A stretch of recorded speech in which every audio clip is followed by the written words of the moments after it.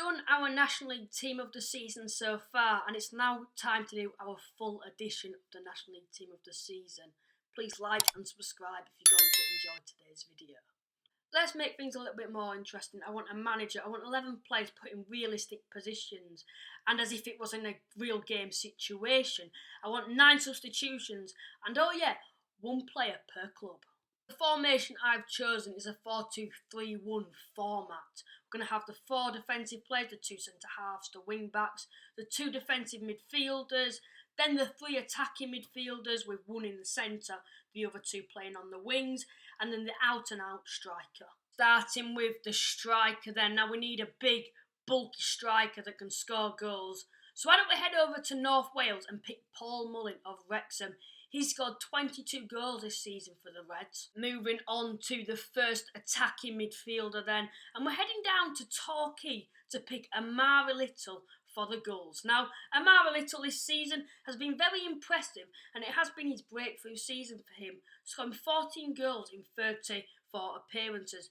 A very good turnaround compared to the previous season, where he only picked up the 1 goal. Heading to the Midlands now to pick our second attacking midfielder, and it is the man who Wrexham wanted to help support Paul Mullin going forward, and it's Joe Sabara of Solihull Moors. He scored 16 goals this season playing in the attacking midfield for Solihull Moors, and he'd be a perfect player to help support Paul Mullin going forward. We're needing someone to help support the other 2 attacking midfielders and Paul Mullin himself, and someone who's good at set pieces too. So why don't we head to Woking to pick Max Kretschmark. He scored 13 goals this season and had a lot of set piece contributions too. Starting with the first central midfielder, and I think it's time that we do aim for experience. We've gone for Stockport County's Anthony Sarkovic. Now he's played 21 games for the Hatters since he left Bolton earlier in October, and he's only lost 2 games, scoring 4 goals as well for the Hatters this season. He's been a key part of Stockport's success under Challinor. So we're needing someone to partner Sarkovic in the central midfield. So let's head over to Notts County to pick up Matthew Palmer. He's been a key player for Notts County this season in the defensive areas. He's also a very good ball-playing midfielder, and I know for a fact Notts fans rate him very highly. So we're heading to Cleethorpes to pick our left back, and it is Michael Afate of Grimsby Town FC. A typical modern day fullback which fits the purpose of my team.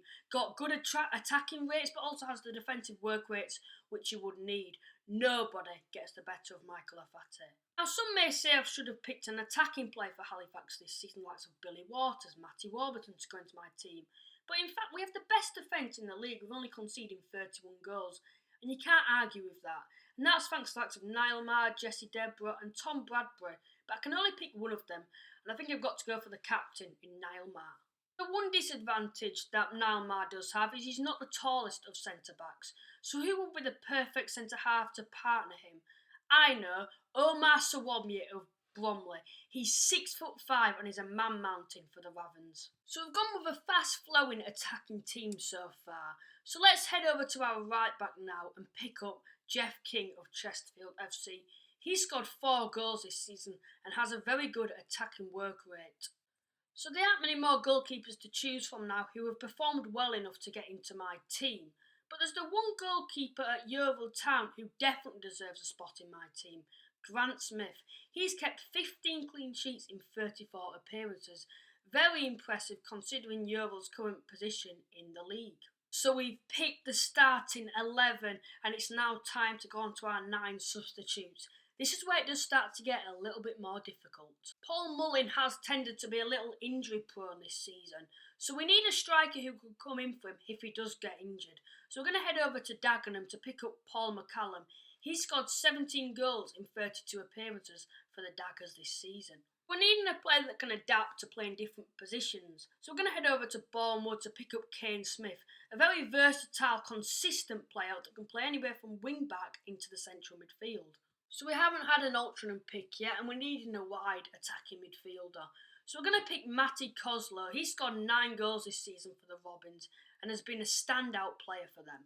The Barnet pick, and we may need extra cover going forward. So we're going to pick Adam Marriott. He scored 14 goals for the Bees this season in the striker role. We may need cover in defensive areas, and we're yet to pick a Wealdstone player. And the standout centre-half for Wealdstone has to go to Jack Cook. He's scored 4 goals this season, which shows he can score from attacking areas, in set plays, etc. But it also shows that he's got a good defensive work rate, keeping a few clean sheets here and there. Aldershot and Eastleigh are 2 sides that underperformed this season, but we're needing a defensive midfielder, so we're going to head over to the Shots to pick up Christine Oxlade-Chamberlain. We also may need an attacking player that can play behind the striker, so we're going to head over to Eastleigh and pick up Harry Pritchard. He's got 6 goals for Eastleigh this season. Some may say he warranted a place in the starting 11. You guessed it, we've gone for Josh Kelly of Maidenhead. The attacking midfielder has got 15 goals for Maidenhead this season and has had an exceptional season for the Magpies. We are needing a backup keeper and we're yet to have a Southend player. So we're going to go for Stephen Arnold. He's made a few appearances in the National League Team of the Week and kept 10 clean sheets for Southend this season. Time to choose our National League Manager of the season. Earlier on in the season, when we did our National League Team of the season so far, I picked a manager and I said it was between 3. I said it was between Pete Wilde of Halifax Town, Danny Rowe of Chesterfield, who's since departed the club after some disciplinary action, and Luke Garrard of Bournemouth. Since then, the wheels have come off at Bournemouth. Dave Challoner has come in at Stockport though and done an exceptional job, but he's only been here for half a season and he's had a big budget to work with. But when you look at Pete Wilde of Halifax Town, maybe a bit of bias there, they haven't had a very big budget at all. And he's brought in the right players and chosen the right playing style, which has suited Halifax Town in general. So I think my manager of the season has to go to Pete Wilde. So that concludes my starting 11 and 9 substitutions, including the manager. Try to keep it as realistic as possible, using a formation that would suit the team. If you feel you could take on this challenge and do it with only 1 player per club, including 9 substitutions too, please give it a try in the comments below. Also, could you do me a massive favour and like and subscribe on this video? I would really appreciate it. And until now, I will see you next time. Thank you.